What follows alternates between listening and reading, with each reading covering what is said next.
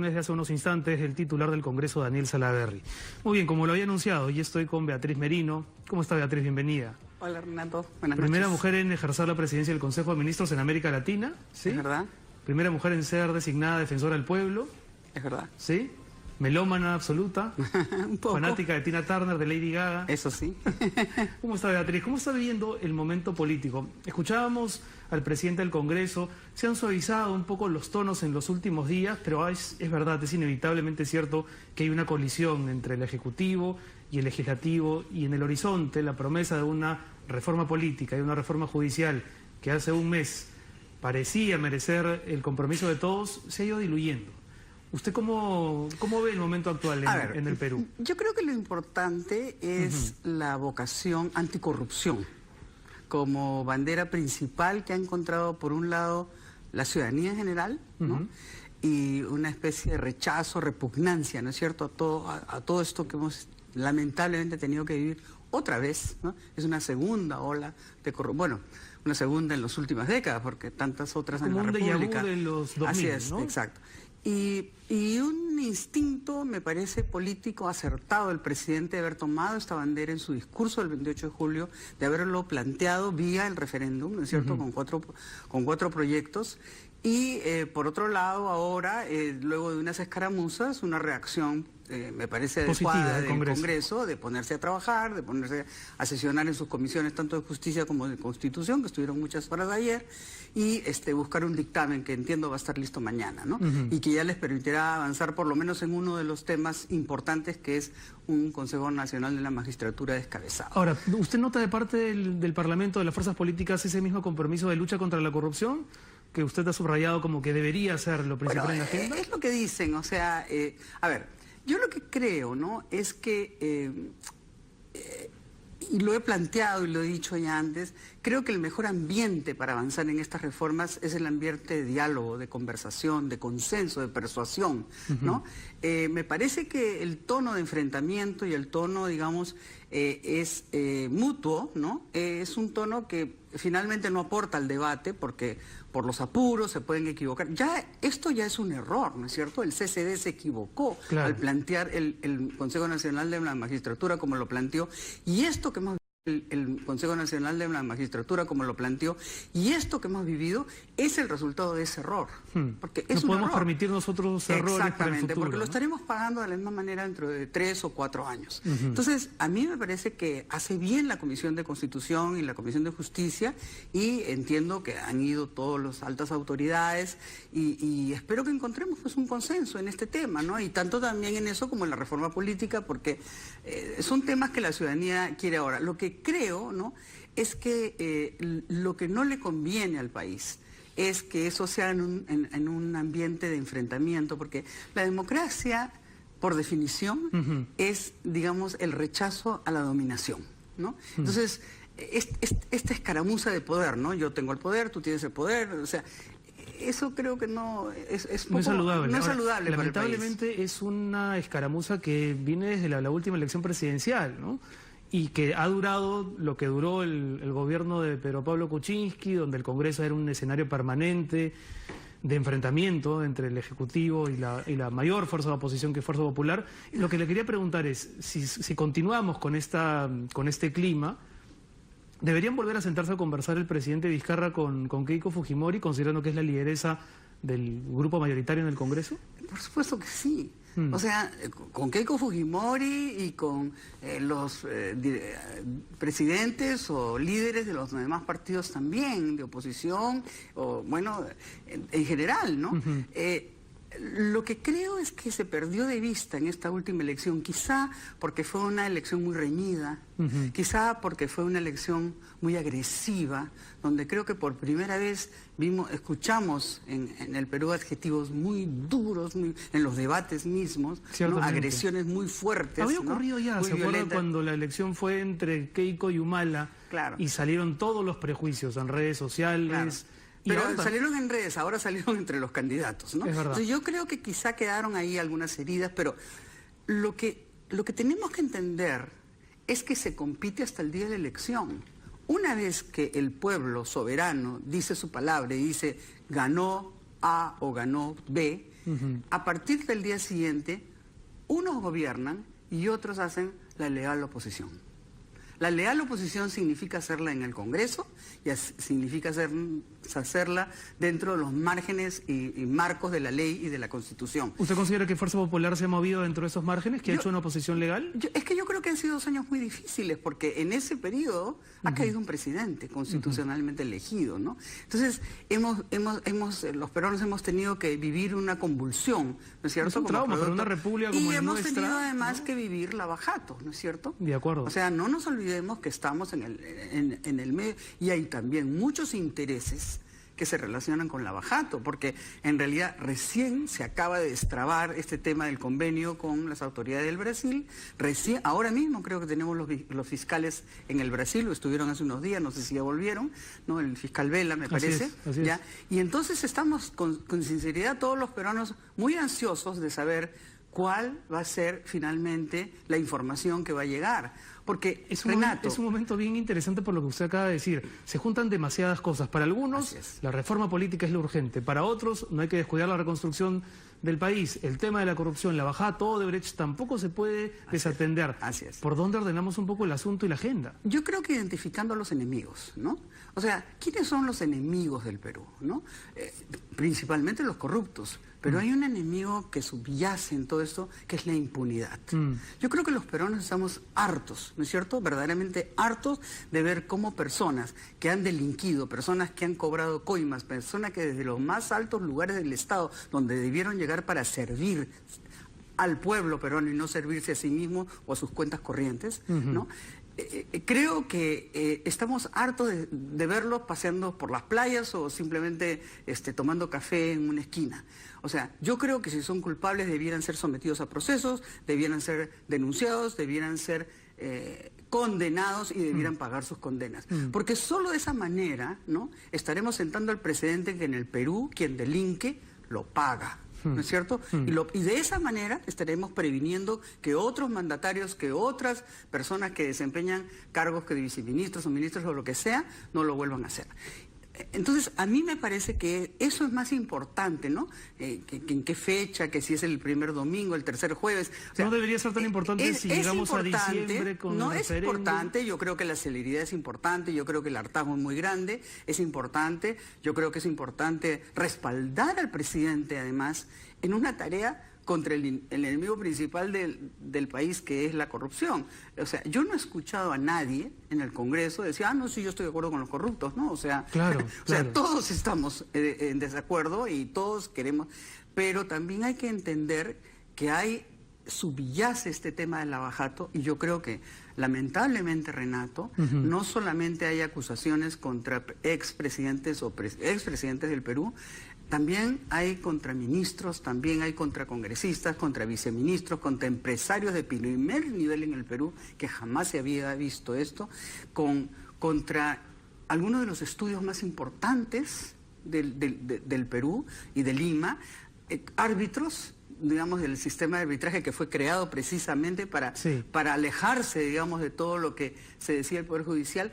Y entonces, a mí me parece que hacemos bien en apurar el paso en esto del lavajato y de una buena vez por todas determinar responsabilidades, sancionar a los culpables y avanzar, digamos, en la reconstrucción de las instituciones que tienen que luchar contra la corrupción, ¿no? Ahora, evidentemente, es un momento que exige de parte del presidente de la República tener una muñeca política muy afinada, ¿no? Ya sea para conversar con las fuerzas de oposición, pero también para tomar decisiones de las que no se vaya a arrepentir más tarde y que no sean reacciones, ¿no? Hay quienes piensan que, por ejemplo, el pedido de incluir en el referéndum, o la iniciativa de incluir en el referéndum, la no reelección de congresistas, parecía más un arrebato de quien quiere demostrarle al Parlamento quién tiene el poder en este momento. Bueno, a ver, el presidente, como todos los ciudadanos del Perú, tiene el legítimo derecho de expresar su opinión, ¿no es cierto? ¿Pero a usted le parece, digamos, una iniciativa que a la larga puede ser útil? A ver, yo lo que creo es que ya el pueblo del Perú, en su gran sabiduría, la decretó. O sea,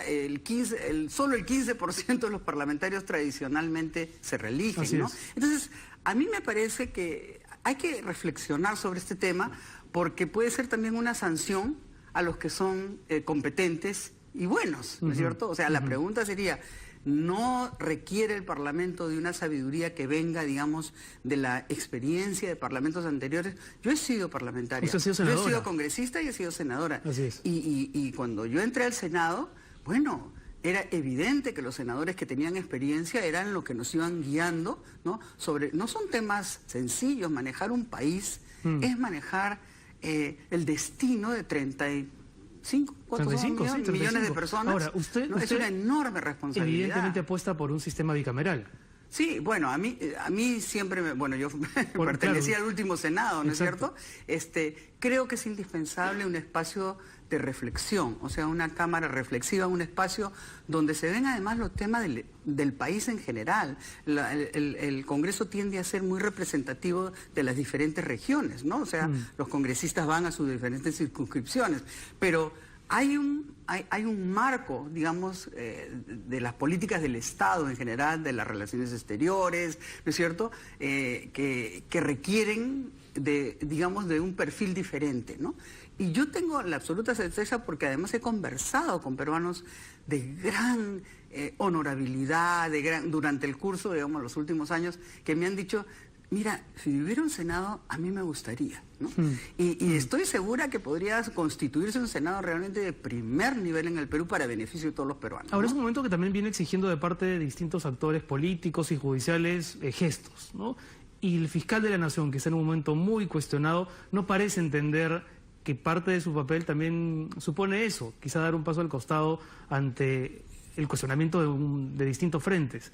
Claro. Aunque hoy ha recibido un respaldo de un grupo de fiscales, ¿usted no considera que el señor Chávarri debería dar un paso al costado para naturalizar la investigación en el Ministerio Público? A ver, yo lo que creo es que respetar a las instituciones empieza por respetar los procesos de esas instituciones. O sea, ¿cuál es el proceso para sacar al fiscal de la Nación? Solo hay dos, ¿no es cierto? Tres. Que lo acuse constitucionalmente el Congreso, ¿no? De hecho, hay una acusación constitucional y me imagino que se irá a debatir y votar prontamente. Que es la única viable ahora, porque la otra... La renuncia, que él no lo va a hacer. Él no quiere, porque es un hombre que tiene 40 años en el Ministerio Público y considera que él no ha sido nunca pasible de ninguna sanción y está en lo correcto y él no ha hecho nada malo, y ese es su pensamiento. Y el otro es que la Junta de Fiscales le pida que se vaya, cosa que tampoco va a suceder, aparentemente. Entonces, a mí me parece que debemos tener también un poco de calma, ¿no? O sea, el señor Chávarri, hasta donde yo he escuchado, no lo conozco, pero hasta donde he escuchado a personas muy comprometidas con la investigación, periodistas muy comprometidos con la investigación de Lava-Jato, ha tomado en sus primeras semanas las decisiones acertadas para destrabar y ha puesto al frente, había una especie de nudo gordiano, ¿no? Sí, es como que el señor Chávarri entró, cortó el nudo gordiano y esto ha empezado. Entonces, claro, uno podría también presumir, ¿no?, que hay muchos intereses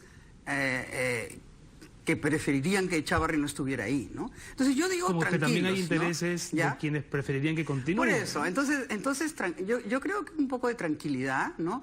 Esperemos ver qué cosa decide el Congreso con la acusación constitucional, esperemos que viene del Brasil como información, ¿no? Y con tranquilidad, o sea, las decisiones de Estado no se toman a gritos, ¿no? O sea, se toman pensadas con serenidad, con reflexión y sobre todo teniendo en cuenta que toda esta convulsión eventualmente puede perjudicarnos a todos, ¿no?